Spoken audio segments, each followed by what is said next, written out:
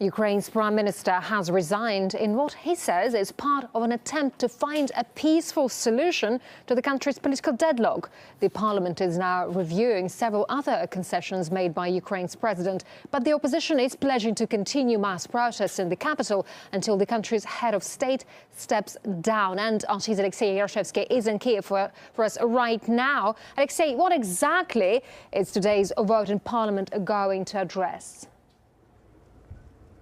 It would not be an exaggeration to say that today is the most important parliamentary session in the history of modern Ukraine, and has already started with some big news, with the country's Prime Minister Nikolai Azarov saying he is offering his resignation as a step to stop the violence, to bring the country to peace. We do know that last night the sides of the political crisis have managed to agree to abolish the controversial anti-riot legislation, and also to release the prisoners, all those who were detained during the mass protests, even the so-called right-wing sector, the hardcore right-wing nationalists who are in the core of the protest. They've said also last night that they would withdraw from the governmental quarter, dismantle the barricades and retreat to the pre-January 19th position, which is the Independence Square, if a compromise between the opposition and the president is found. So all these laws, all these amendments will be voted within this parliamentary session. We're certainly following it. Also, we do understand that, even judging by this statement by the right-wing sector, that the opposition would not completely remove the protests. It would continue on the Independence Square until they get what they want, which is the resignation of the president. In the latest news, that the government is stepping down, it will be interesting to see whether the opposition would actually be willing to take the job, because we do know that one of the leaders of the opposition has already refused to take Prime Minister's job when he was offered it by the president. In other news, we also do know that EU's Foreign Affairs Chief Catherine Ashton is coming over to Kiev tonight, even though she was meant to come at the end of the week. But we're still unclear. We have no information as to why she decided to come earlier to the Ukrainian capital. Certainly, we're following all the developments on this very turbulent story. Sure, Alexei Yarshevsky in Ukraine. Thank you very much indeed. And let's now discuss the political developments in Ukraine with Ben Aris, editor and publisher of Business New Europe, who joins us now live from Moscow. Ben, thank you very much indeed for your time now. So Azarov has said that he resigns because he wants to calm down protesters, because he wants a peaceful resolution of the crisis. Do you think it will be enough?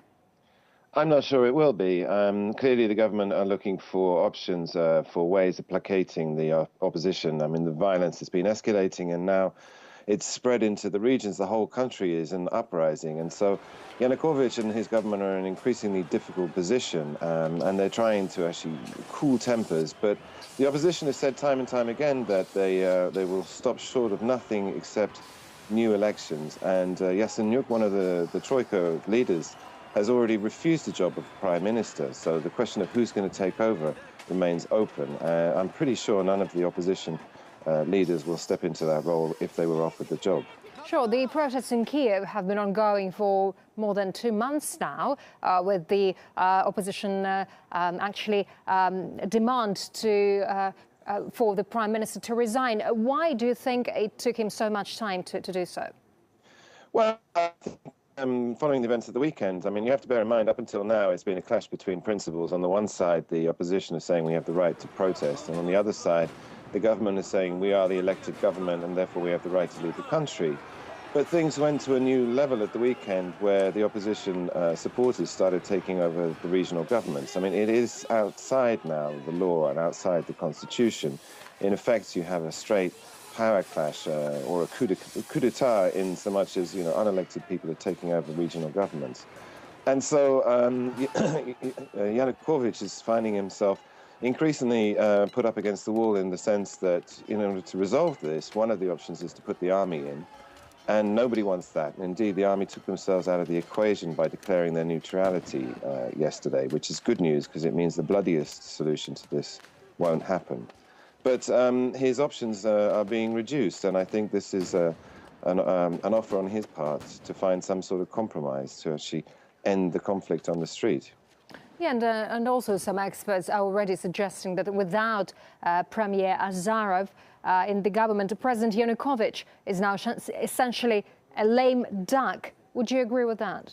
Well, the problem is, I mean, the government can work for another 2 months without a prime minister. And under the new constitution that was introduced in 2004, most of the power remains with the president.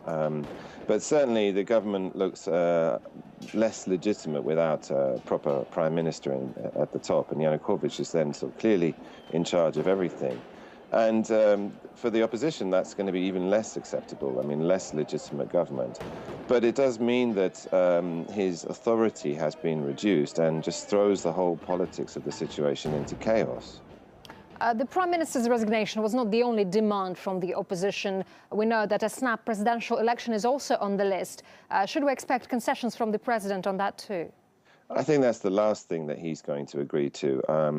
He's going to try everything else before he actually agrees to elections. But, the country remains split. You have to remember the last polls said that, roughly 50% of the country supports Yanukovych and about 50% support the opposition and 42% support Yanukovych. And his ratings have actually gone up a little bit recently. The question is if it went to a second round, he'd probably lose to the opposition. And therefore, I think Yanukovych is going to try and avoid having elections until they're scheduled, which is February 2015, if he can get away with it. Ben Aris, editor and publisher of Business News Europe, live from Moscow. Thank you very much indeed for that. We appreciate it.